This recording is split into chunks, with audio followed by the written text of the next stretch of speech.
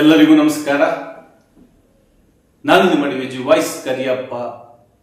ಇವತ್ತು ನಾನು ಧರ್ಮಸ್ಥಳದ ಸೌಜನ್ಯ ಕೇಸು ಹಾಗೂ ಅಲ್ಲಿ ನಡೆದಿರ್ತಕ್ಕಂಥ ಕೊಲೆ ಪ್ರಕರಣ, ರೇಪ್ಗಳ ಬಗ್ಗೆ ಮಾತಾಡಲಿಕ್ಕೆ ಇಚ್ಛೆ ಪಡ್ತೀನಿ. ಯಾಕೆಂದ್ರೆ ಇದು ಅವರು ಸರ್ ನೀವು ಹೇಳ್ತಾ ಇರ್ತಕ್ಕಂಥದ್ದು ಬಹಳ ಸ್ಪಷ್ಟವಾಗಿದೆ.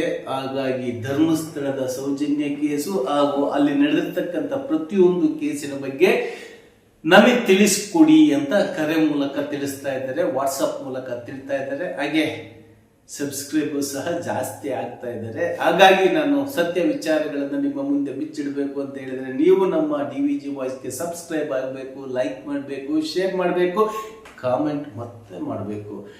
ಈಗ ಮಹೇಶ್ ತಿಮ್ಮರೋಡಿ ಅವರಿಗೆ 3 ತಿಂಗಳಾದ್ರೂ ಎಲ್ಲಿದ್ದಾರೆ ಅಂತ ವಿಚಾರವನ್ನ ಯಾರೂ ಸಹ ಬಿಟ್ಕೊಟ್ಟಿಲ್ಲ. ಕಾರಣ ಏನಪ್ಪಾ ಅಂತ ಹೇಳಿದ್ರೆ ದೇವಮಾನವ ಅಂತ ಅನ್ಸ್ಕೊಂಡಿರ್ತಕ್ಕಂಥ ವ್ಯಕ್ತಿ ಅವ್ರ ಮೇಲೆ ಏನಾದ್ರೂ ಹೆಚ್ಚು ಕಮ್ಮಿ ಮಾಡ್ತಾರೆ ಅಂದ್ಬಿಟ್ಟು ಅವರು ಸಪರೇಟ್ ಆಗಿದ್ದಾರೆ. ಮೊನ್ನೆ ರೀಸೆಂಟ್ ಆಗಿ ಒಂದು ವೈರಲ್ ಆಗುತ್ತೆ, ಏನ್ ಸರ್ ಅಂತ ವ್ಯಕ್ತಿಗಳಿಗೆ ಇನ್ನೂ ಶಿಕ್ಷೆ ಆಗಿಲ್ಲ ಅಂತ ಅವ್ರನ್ನ ಕೇಳ್ತಾ ಇರ್ತಾರೆ. ಅದಕ್ಕೆ ಅವರು ಉತ್ತರ ಕೊಡೋಣ ಅನ್ನೋದ್ರೊಳಗೆ ಅಲ್ಲಿ ಕಟಪ್ ಆಗುತ್ತೆ ವಿಡಿಯೋ.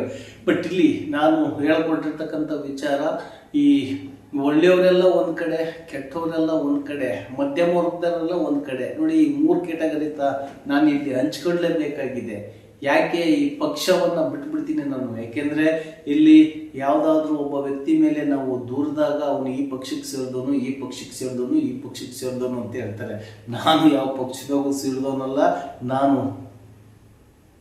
ಸರಿ, ಈಗ ಮೊದಲನೇ ವಿಚಾರ, ತಿಮ್ಮರೋಡಿ ಅವರು ಸೌಜನ್ಯ ಕೇಸ್ ಪ್ರಕರಣವನ್ನ ಕೈಗೆತ್ತಿಕೊಂಡಿದ್ರು 2013ರಲ್ಲಿ.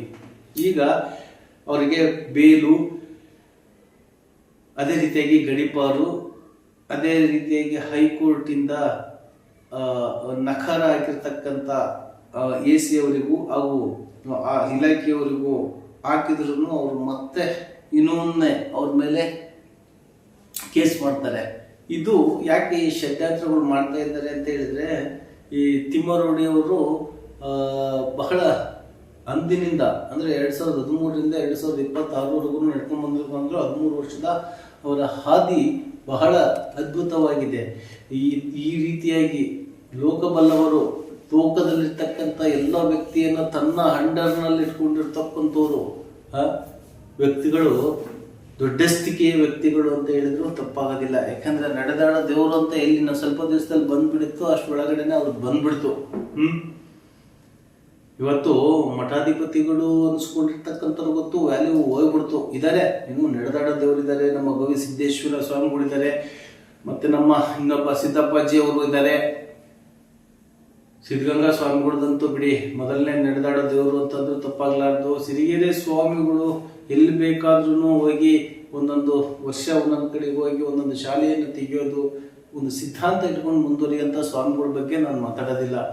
ಏನು ಈ ಮಧ್ಯ ಬಂದಿರ್ತಾರಲ್ಲ, ಯಾವುದೇ ಯೋಗ್ಯತೆ ಇಲ್ಲದೆ ಅಂತ ವ್ಯಕ್ತಿಗಳ ಬಗ್ಗೆ ಮಾತಾಡ್ಕೊಂತ ಹೋದ್ರೆ, ಈ ಒಂದು ಕೇಸಲ್ಲೂ ಸಹ ಒಬ್ಬ ಮಠಾಧಿಪತಿ ನಾನು ಎಲ್ಲಾ ಕಡೆಗೂ ಧ್ವನಿ ಎತ್ತೀನಿ ಅಂತ ಹೇಳಿ ಧ್ವನಿನೇ ಇಲ್ದಂಗೆ ಸೈಡಲ್ಲಿ ಕೂತ್ಕೊಂಡ್ಬಿಟ್ಟಿದ್ದಾನೆ. ಯಾರು ಅಂತ ಈಗಾಗಲೇ ಎಲ್ಲರಿಗೂ ಗೊತ್ತಿದೆ. ಪ್ರತಿಷ್ಠಿತ ವ್ಯಕ್ತಿಗಳು ಅನ್ಸ್ಕೊಳ್ಳೋದು ಯಾವಾಗ ಅಂತ ಹೇಳಿದ್ರೆ, ಈ ತಪ್ಪು ಮಾಡಿರ್ತಕ್ಕಂಥ ವ್ಯಕ್ತಿಗಳನ್ನ ಹೊರಗಡೆ ಬಿಚ್ಚಿಟ್ಟಾಗ. ಆ ಹೊರಗಡೆ ಬಿಚ್ಚಿಡ್ಬೇಕು ಅಂತ ಹೇಳಿದ್ರೆ ಈ ಪ್ರತಿಷ್ಠಿತ ವ್ಯಕ್ತಿ ಅಥವಾ ಇವ ದೊಡ್ಡ ವ್ಯಕ್ತಿ ಅಂತ ನಾವೇನು ಮಾಡಕ್ ಆಗೋದಿಲ್ಲ. ಇಲ್ಲಿ ದೊಡ್ಡವರು ಚಿಕ್ಕವರು ಅಂತ ವಿಚಾರದ ಮೇಲೆ ಇರಬೇಕೇ ಹೊರತು ಆಸ್ತಿ ಮೇಲೆ ಇರಬಾರ್ದು.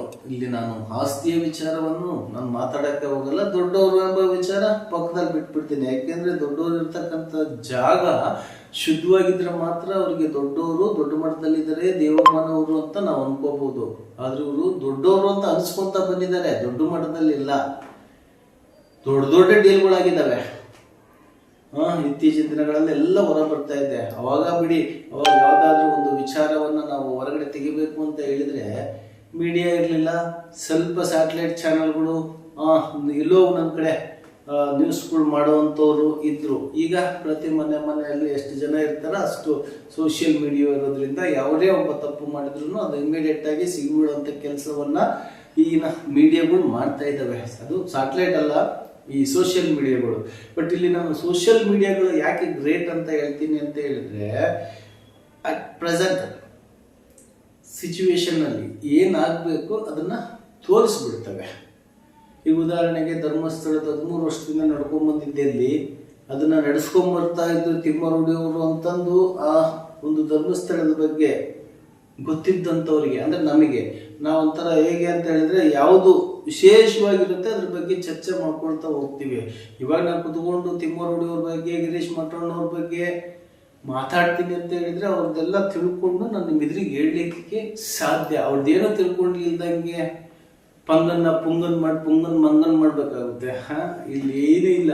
ಇಲ್ಲಿ ಸಿದ್ಧಾಂತ ಇರ್ತಕ್ಕಂಥ ವ್ಯಕ್ತಿಗಳ ಬಗ್ಗೆ ತಿಳ್ಕೋಬೇಕು. ಆ ತಿಳ್ಕೊಂಡ ವಿಚಾರವನ್ನು ನಿಮಗೆ ತಿಳಿಸ್ಬೇಕು. ಈಗ ಧರ್ಮಸ್ಥಳದ ಧರ್ಮಾಧಿಕಾರಿ ನೋಡಿ, ಇಲ್ಲಿ ಯಾವ ಕೋರ್ಟು ಏನು ಸ್ಟೇ ಮಾಡಿಲ್ಲ, ಯಾವ ವಿಚಾರವನ್ನು ನಿಮಗೆ ತಿಳಿಸಿಲ್ಲ ಅಂತ ಹೇಳಿದಾಗ ಇವನ್ನೆಲ್ಲ ನಾವು ತಲೆಗಕ್ಕಳ ಮಾತೇ ಇಲ್ಲ ಅಲ್ವಾ? ಆಯ್ತು, ನಾವು ಸರಿ ಇಲ್ಲ, ಓಕೆ, ನಾವು ಸರಿ ಇಲ್ಲ, ಬಟ್ ನೀವು ಸರಿ ಇದ್ದೀರಲ್ಲ ಸ್ವಾಮಿ, ನೀವ್ಯಾಕೆ ಹಿಂಗೆ ಮಾಡಿದ್ರಿ? ನೀವಾದ್ರೂ ಸರಿ ಮಾಡ್ಬೋದಾಗಿತ್ತಲ್ಲ. ಹೆಸರಿಗಷ್ಟೇ ನಾ ಧರ್ಮ, ಮನಸ್ಸಿನಲ್ಲಿಲ್ವಾ? ಮನಸ್ಸಿನ ಒಳಗಡೆ ಇರ್ತಕ್ಕಂಥದ್ದೆಲ್ಲ ನಿಮ್ಮ ಕರ್ಮ ಅನ್ನಂಗಿದ್ರೆ ನಾವು ನಿಮ್ಮ ಬಗ್ಗೆನೇ ಬರೋದಿಲ್ಲ. ಹಾಗಂತ ನಿಮಗೇನು ಸುಪ್ರೀಂ ಕೋರ್ಟ್ ಏನು ಚಾಟಿ ಏನು ಬೀಸ್ತಾ ಇಲ್ಲ ಅಂತ ತಿಳ್ಕೊಳಕ್ ಹೋಗ್ಬೇಡಿ. ಎಲ್ಲ ಆದೇಶಗಳು ಸೌಜನ್ಯ ಪರನೇ ಬರ್ತಾ ಇರೋದು. ಇಲ್ಲಿ ಪಂಗ ಪುಂಗ ಪೆಂಗ ಅನ್ನೋರೆಲ್ಲ ಇವಾಗ ಹೋಗ್ಬಿಟ್ರು ಕಿತ್ಕೊಂಡು. ಯಾರು ಮಾತಾಡ್ತಾ ಇದ್ದಾರೆ ಈಗ ನಿಮ್ಮ ಬಗ್ಗೆ? ನೋಡಿ, ಮತ್ತೆ ಏನಾದರೂ ಕೊಟ್ಬಿಟ್ಟು ಸ್ಟಾರ್ಟ್ ಮಾಡಿಸ್ತೀರನ? ಇಲ್ಲಿ ವಿಚಾರಗಳು ತಿಳಿಬೇಕೇ ಹೊರತು ಆ ವಿಚಾರವನ್ನ ವಿಮರ್ಶೆ ಮಾಡಿ ಪ್ರತಿಯೊಬ್ಬರಿಗೂ ತಿಳಿಸುವಂಥ ಕೆಲಸವನ್ನ ಸಾಮಾಜಿಕ ಜಾಲತಾಣದವ್ರು ಬಿಟ್ಟರೆ ಬೇರೆ ಯಾರು ತೋರಿಸ್ತಾ ಇಲ್ಲ. ಯಾಕೆ? ನಿಮಗಿಲ್ವಾ ಜವಾಬ್ದಾರಿ? ಸ್ಯಾಟಲೈಟ್ ಚಾನಲ್ನವರಿಗೆ, ಪ್ರಿಂಟ್ ಮೀಡಿಯಾದವರಿಗೆ ಯಾಕೆ ಹಾಕಲ್ಲ? ಸಮಯವಿಲ್ವೋ?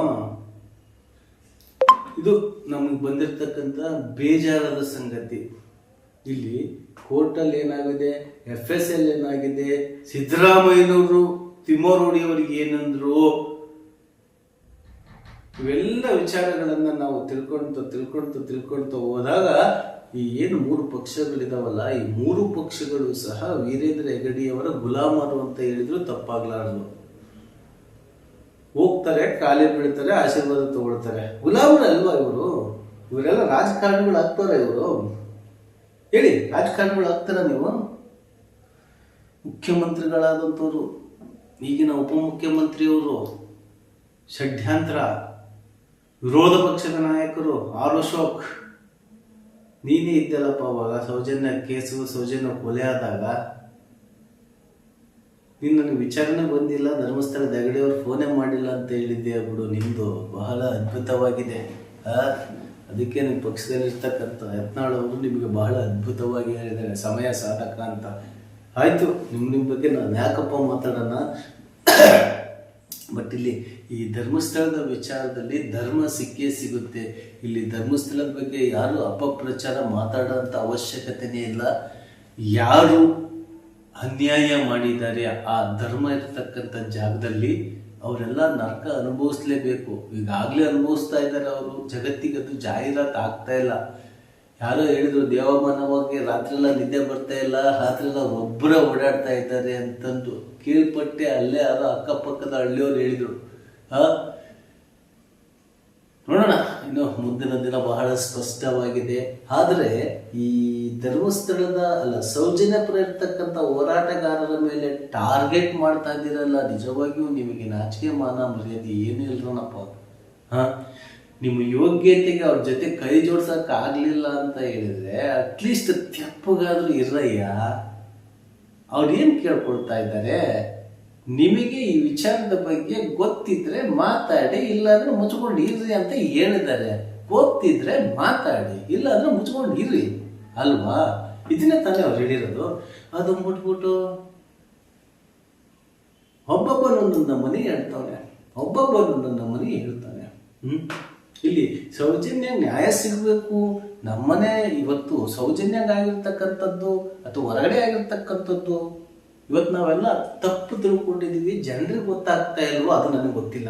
ಅದನ್ನು ನಾನು ಸಹ ಈ ವಿಡಿಯೋದಲ್ಲಿ ನಿಮಗೆ ತಿಳಿಸ್ಬಿಡ್ತೀನಿ. ಸೌಜನ್ಯ ಬೇರೆಯವ್ರ ಮಗಳು ಅಂತ ಹೇಳಿದ್ರೆ ಇಲ್ಲಿಗೆ ನೋವಾಗಲ್ಲ. Is clear? ಭಾಷೆ ಅರ್ಥ ಆಗ್ತಾ ಇದೆ ತಾನೆ ನೋಡೋರಿಗೆ? ಸೌಜನ್ಯ ಇನ್ನೊಬ್ರು ಮಗಳು ಅಂದ್ರೆ ಇಲ್ಲಿ ನೋವಾಗಲ್ಲ. ಸೌಜನ್ಯ ನಮ್ಮ ಮಗಳು ಅಂದ್ರೆ ಇಲ್ಲಿ ನೋವಾಗುತ್ತೆ. ಅರ್ಥ ಆಯ್ತು ಅಂತ ಅನ್ಕೊಂತೀನಿ. ಯಾಕೆಂದ್ರೆ ಇವತ್ತು ಸೌಜನ್ಯ ವಿಚಾರ ಪ್ರಪಂಚದಾದ್ಯಂತ ಅಡ್ಡಾಡ್ತಾ ಇದೆ ಅಂತ ಹೇಳಿದ್ರೆ ಸೌಜನ್ಯಗೇನೋ ಒಂದು ಪವರ್ ಇದೆ. ಅಣ್ಣಪ್ಪ ಸ್ವಾಮಿನೇ ಕೊಟ್ಟಿರ್ಬೋದಲ್ಲ, ಮಂಜುನಾಥನೇ ಕೊಟ್ಟಿರ್ಬೋದಲ್ಲ.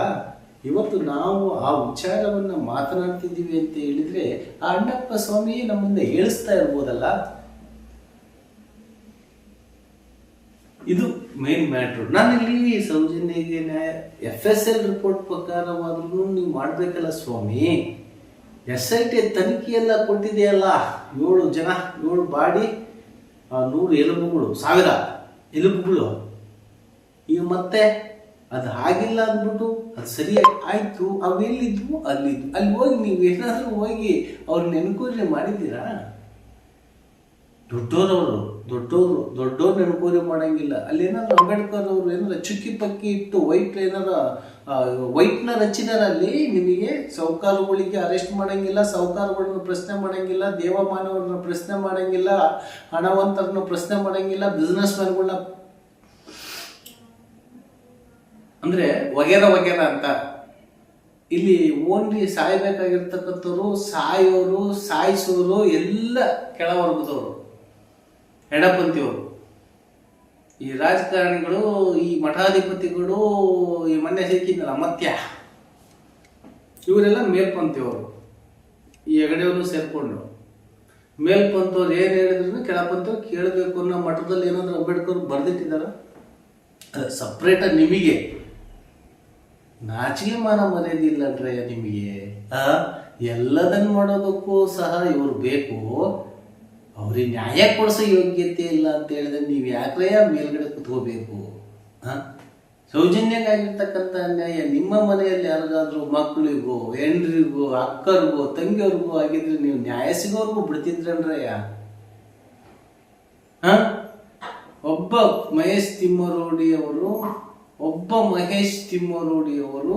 1000 ಹೋರಾಟಗಾರರಿಗಿಂತ ಹೆಚ್ಚಿಗೆ ನನ್ನ ಪ್ರಕಾರ. ಯಾಕೆ? ಸಮಾಜಕ್ಕೋಸ್ಕರ ಶ್ರಮಿಸ್ತಾ ಇದ್ದಾರೆ. ಮುಂದಿನ ವಿಡಿಯೋದಲ್ಲಿ ಮತ್ತೆ ನಿಮಗೆ ಡೀಟೇಲ್ ತಿಳಿಸ್ತೀನಿ. ಅಲ್ಲಿಯವರೆಗೂ ಇದು ನಿಮ್ಮದೇ ಧ್ವನಿ, ನಿಮ್ಮದೇ ಶಕ್ತಿ. ನಮಸ್ಕಾರ. ಇದು